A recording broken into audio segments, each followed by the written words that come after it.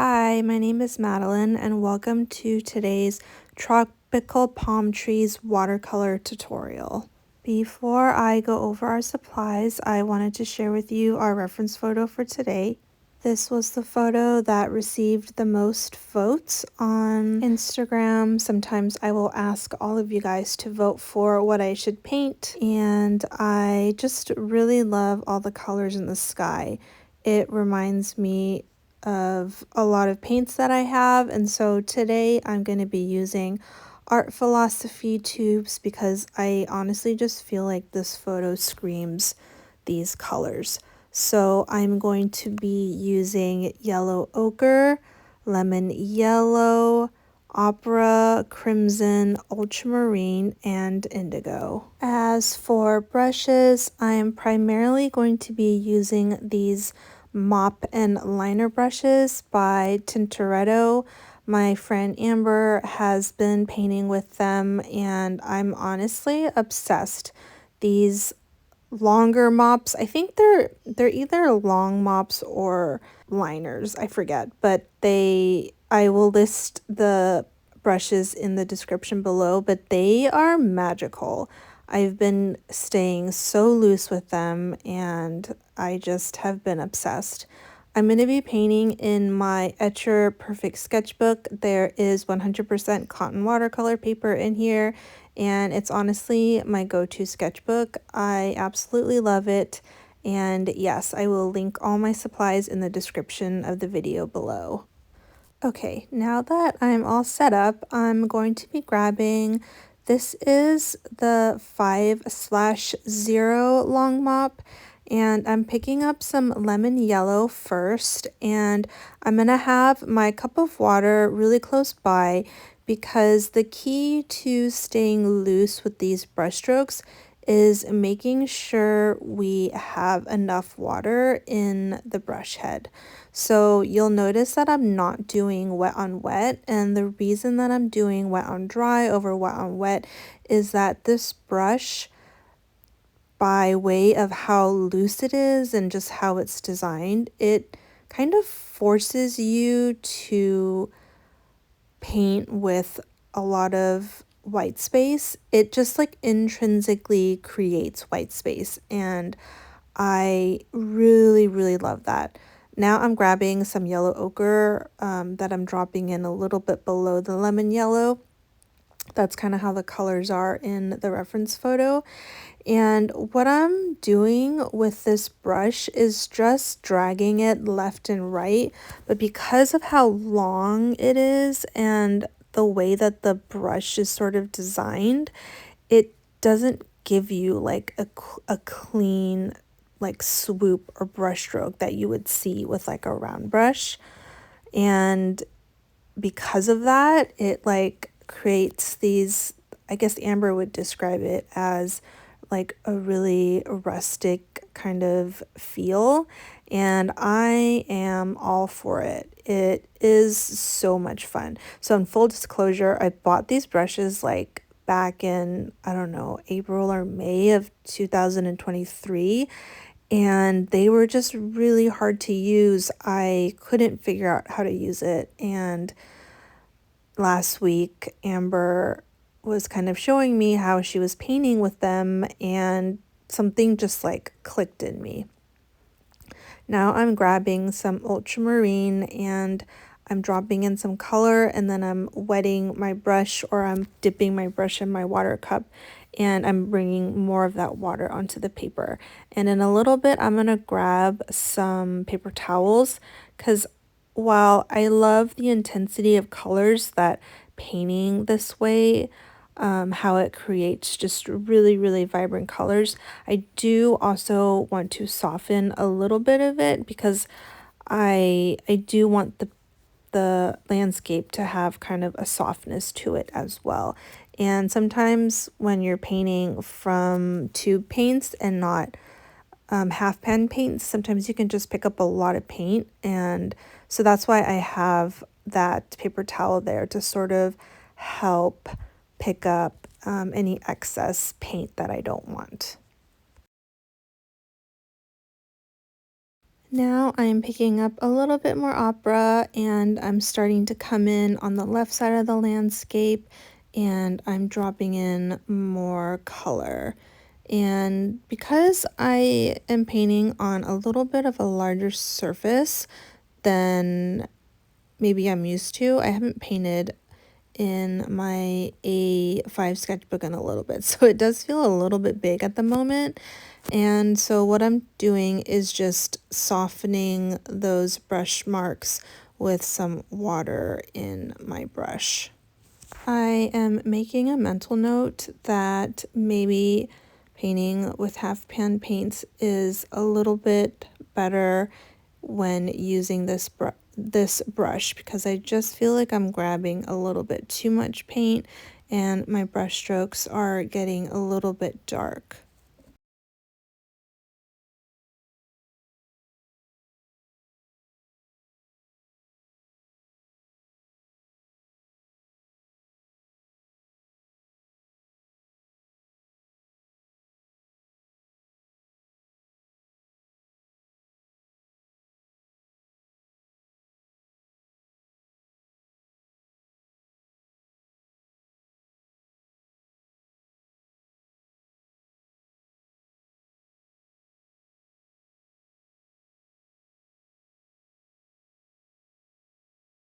So now I'm actually going to put this brush away and I'm going to grab my size 0 mop brush and I'm just going to use it to sort of pick up some of the darker spots of color so that it feels a little softer. But if you like the really bright vibrancy of how this looks, then totally keep that dark intensity to it. I just kind of like my paintings to be a little bit softer, and so what I'm doing is just using the mop brush to pick up some hard lines, to soften some edges, and to sort of lighten those kind of stronger spots of color.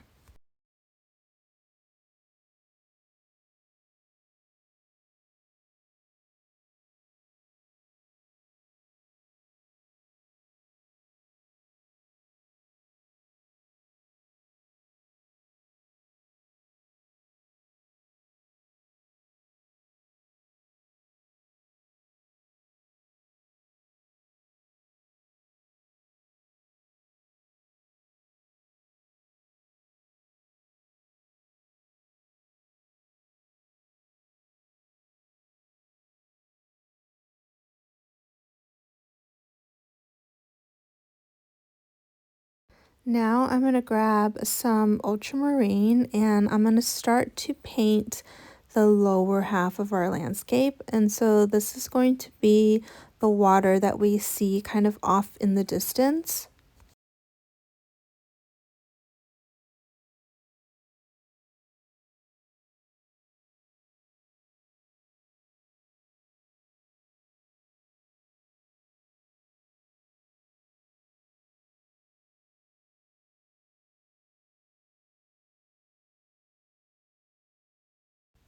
And I am just softening some of these darker spots again.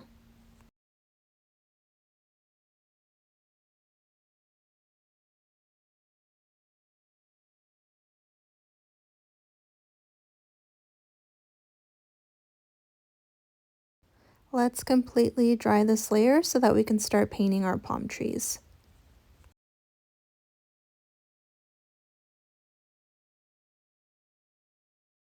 To paint the palm trees, I'm going to grab the 2/0 long mop. This is similar to the one that I was using earlier to paint the background. It's just a little smaller and a bit thinner. And so I'm grabbing indigo and I'm painting the base of our palm tree. And I'm going to dip the brush in a little bit of water to give me a little bit more movement. And I'm going to paint the land that these palm trees are, I guess, standing on.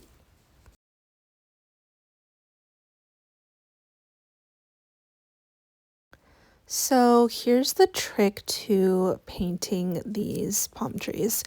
What I'm doing is if you have this brush and you pretend to sort of paint normally as if you were sort of like writing with a pen, you'll notice that because the brush hairs are sort of so long that you kind of inevitably lose control.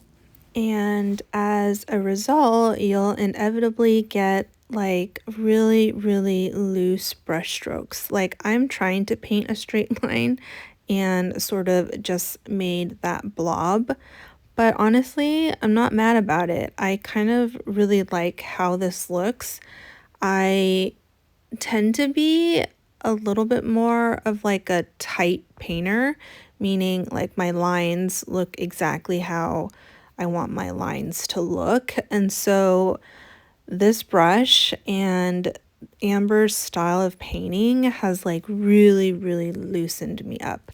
And I honestly love it. And it's made painting palm trees this week so much fun and just so like fun. That's all I can say. I've had so much fun painting these really like kind of patchy landscapes where the colors are sort of doing what the colors want to do because the brush strokes that I'm making are unpredictable, and it's just really fun. And the moral of the story is that it's never too late to fall in love with a brush that you might previously not have liked. And obviously, this is a really big MO that Amber and I have, is just that there really is no right or wrong way to do art.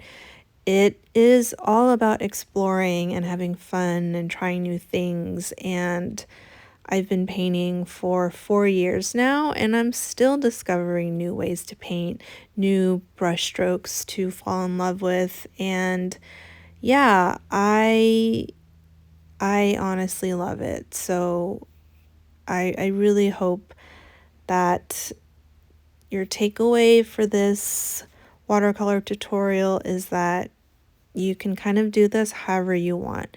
And if you want to get this brush and you have the means to get it, totally get it. It's really fun.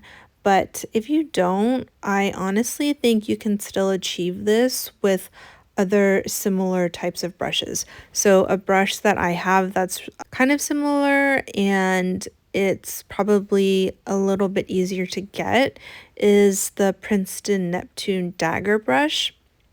I think I have the 1/4 inch dagger, and it's similar. It has like a really long and floppy, the bristles are really long and floppy, and I think you could probably get similar brush strokes as this.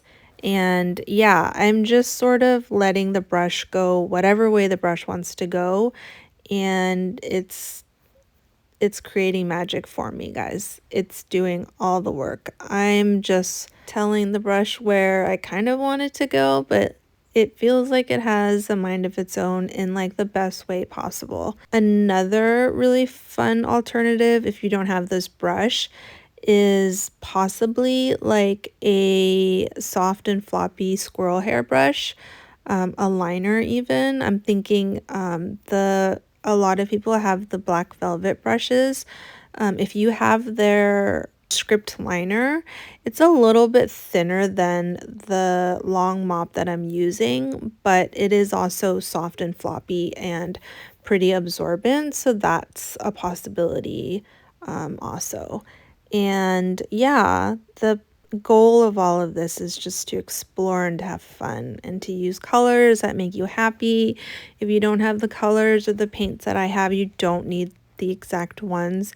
You can do this with a pink, a blue, and a yellow. Those are really just the main colors that you need. And yeah, there are my palm trees. If you have any questions, feel free to drop a comment down below. I'm going to get my hot air tool and we're going to dry this layer off, and I hope you had fun painting along with me. If you liked this tutorial, please hit the like button. It's a really small way to help my channel grow. And if you enjoy my content, use the following QR codes to either find me on Patreon or Instagram.